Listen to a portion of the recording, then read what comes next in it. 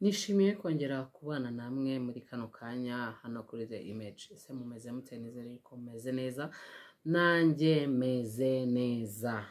Niba uri mushyashya kuri YouTube channel yacu, ikintu cya mbere tugusaba ni ugukora subscribe kuko mu by'ukuri ntago wayobye. Hano uri niho hantu hariho. It's the right place. Niho hantu ho kuburi rwose muri kano kanya. Rero niba uri mushya turagushimiye kubana natwe guhita mu YouTube channel yacu no kuduhitamo. Niba kandi usanzwe uri umukunzi wacu turagushimye cyane ko wagarutse, dukunda abagaruka murabizi. Tugiye kuganira ku buryo umuntu yatakaza ibiro amaze kubyara. Ubundi mu busanzwe ibiro biriyongera iyo umaze kubyara. Ibiro rero iyo byiyongereye umaze kubyara, iyo utabikontoreye neza ushobora no kwiyongera ibiro birenze ibikenewe cyangwa se ukagira ibiro by'umurengera.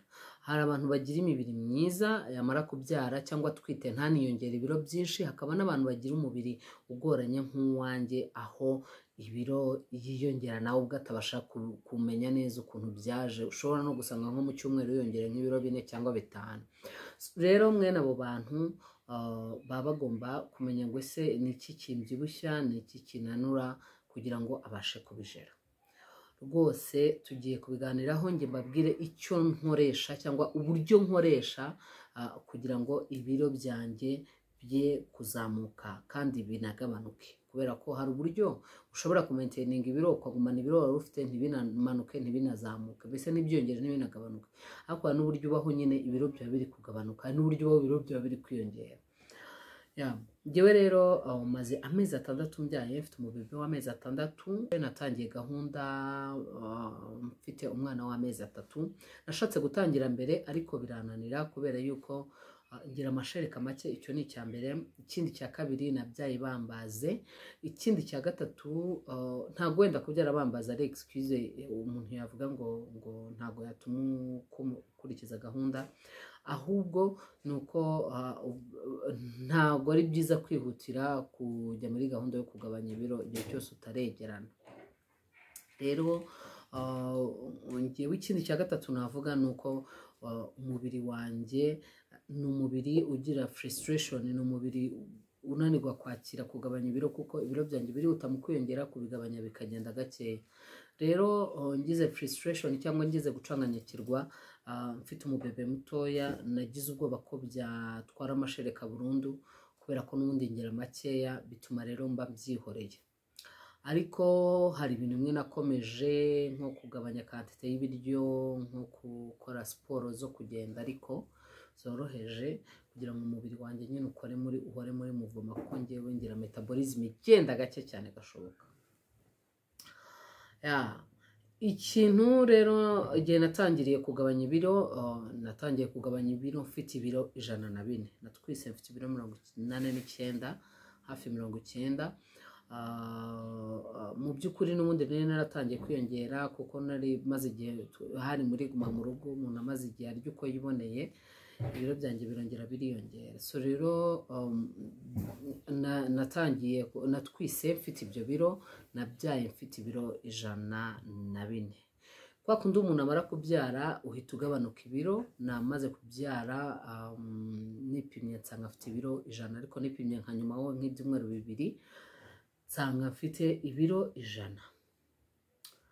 Ubwo ubundi umuntu ntago atangira kwiyongera ibiro mbere y'amezi. Ubundi guhera mu kwezi kwa 1 n'igice, umwana afite ukwezi 1 n'igice kuzamura, nabonye par experience ariho umuntu atangira kongera kwiyongera ibiro. Nanjye niho natangiye kwiyongera ibiro, birongera biragenda. Nagize amezi 3 mfite ibiro 102. Rero umwana agize amezi 3 numva igihe kirageze ko ntangira gahunda, kuko iyo nkomeza kurangara umuntu ari kuba mfite nk'ibiro 110, 120, kuko ibiro byanjye byongera ku rugero udashobora kumva. Ikintu cya mbere rero nakoresheje, nagabanyije quantité y'ibiryo. Icyo kintu cya mbere nakoze, nagabanyije quantité y'ibiryo kubera ko iyo umuntu akimara kubyara agira inzara iteye ubwoba, ugira inzara kandi urarya ntuhaga, kumva ntago uhaga. Iyo mpamyi rero cyangwa iyo nzara iyo uyigendeyeho ushobora kumara n'amezi 2 wiyongereye ibiro nawe ubwawe utabara. kandi nanone gukontorora icyo gifu no kuzongera kugira ngo cyegerane bikazakugora. Ikindi nakoze ni ukunywa amazi cyane, nywa amazi ndetse n'ibindi bintu byose bisukika.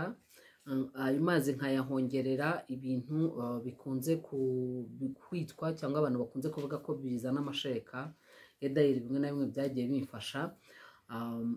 Nkanywa amazi arimo wenda ibiskisi, nkanywa amazi arimo tangawizi, nkanywa amazi arimo fenugreek, ni ikirungo cyangwa se ni imbuto umuntu ashyira mu mazi cyangwa se ifu yayo ukayinywa. Tuzabiganiraho ibintu bizana amashereka, ariko icyo bimfasha ni iki, ni ukunywa amazi atari yonyine. Amazi ari yonyine hari igihe akenshi uyahaga cyangwa se akuboho, hari ahantu akugeze.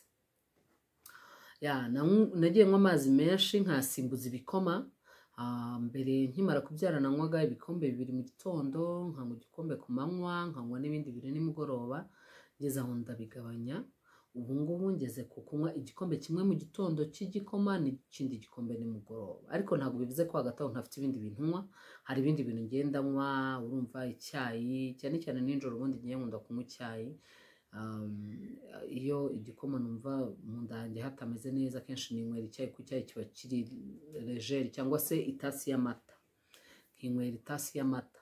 Uko ndushaho kwavoidinga cyangwa se kwirinda ibitera imbaraga, the carbohydrates, niko ndushaho gutanga amahirwe yo kutiyongera. Ikindi ni ugukora siporo. Natangiye siporo, wenda abashuti banjye bareba status zanjye bajya babibona ko mba nakoze siporo. Status za WhatsApp ndapostinga nakoze siporo. Nkora siporo 3 mu cyumweru, cyangwa kurenza 3. Singomba kugasiba, nkora 3 cyangwa se nkakarenza, niko bimeze.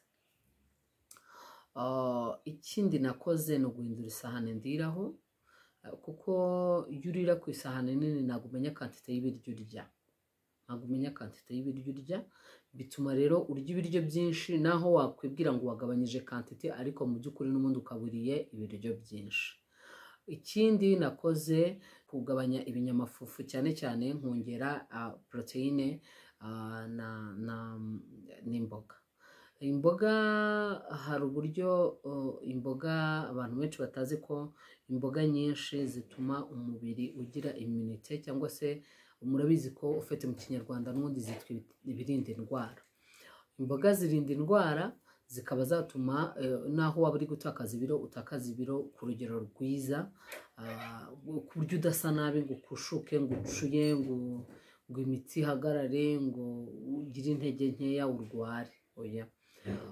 Niyo mpamvu nkoresha imboga nkunda gukoresha cyane ni dodo, ni amashu, ni shufureri na brokoli na karoti. Ni zo mboga nkunda gukoresha cyane. Rimwe na rimwe njya nkoresha n'imiteja, ariko izo ngizo nizo nkunda gukoresha cyane. Ikindi, kuva nkimara kubyara inshuro n'amavuta nazibara. Uretse ko mbere kwa kundi bavuga ngo mama ari kwisana, ibintu byose banekeraga byose narabiryaga, ariko ubu ngubu mba ngomba kurya kuri control, kubera ko ibiro byanjye byari byinshi. Sofa maze kugabanyaho ibiro 6. Ubu ngubu ufite ibiro 96, kandi aho umwana ageze ubu ngubu nshobora gufata regime, cyangwa se nshobora gukora gahunda y'isahani mu buryo bukomeye, nikaniye ko nabyita neza, nakaniye, nashyizemo imbaraga, ndi strict ku buryo hari amategeko n'amabwiriza ntagomba kwica. Rero ntekereza ko ibyo ni bimwe mu bintu nakoresheje byamfashije kugabanya ibiro 6 mu mezi 3. Ni ukuvuga ko ni byiza, ni n'uburyo bwiza bwo gutakaza ibiro mu buryo burambye. Ndumva aricyo nababwira. Nawe rero niba ushaka kugabanya ibiro umaze kubyara, ikintu kimwe ugomba kumenya ni uko ugomba kubanza kureba flow y'amashereka yawe. Hari n'igihe ibyo mvuze wowe ushobora kubitangira hakiri kare, niba nta bibazo by'amashereka ugira, ugatangira gukora siporo hakiri kare. Niba umugongo wawe warakomeye, biterwa n'igihe umugongo wakomereye. Uretse ko njyewe ntabwo aricyo nagendeye ko umubiri wanjye ubwawo ntabwo ujya wiyakira, niko navuga. Niyo mpamvu nihanganye ngo ntegereze amezi 3 kuko genda umuntu wanga kubyibuha pesi ngiye kubabeshya. Ndibaza rero ari ibyo ngibyo, ni ubwoko bw'imirire cyangwa ni lifestyle umuntu akwiriye gufata ikamugabanyiriza ibiro, kandi ukaburya indyo yuzuye, kandi ukaba utari kwigomwa ikintu icyo ari cyo cyose, cyangwa se utari kwiyima ibintu ibyo ari byo byose. Reka rero dusoreze ahangaha, ubutaha tuzagaruka tuganira, nanone mbabwira aho ngejeje. Rimwe na rimwe tuzatunyuzamo mbereke na siporo nkora, mbereke n'ibyo ndya, kugira ngo nawe nimba hari icyo byagufasha ubihereho ubigerageza. Murakoze cyane rero, niba utakoze subscribe nongere mbikwibutse, ikore nonaha, kandi mu by'ukuri usharinga iyi video isangize inshuti zawe. Niba hari igitekerezo cyangwa icyifuzo ufite, tuzakiganiraho, nucyandika muri comment section. Hari umuntu wadusabye ko tuzavuga kuri cloves cyangwa se kuri clou de girofle, n'utubuto tw'uturungo, tuzatuvugaho ubutaha, ndimo ndabitegura neza. Murakoze cyane rero, mukomeze kuryoherwa, mukomeze kugira ibihe byiza. Mwari kumwe nanjye Faustine, bye bye.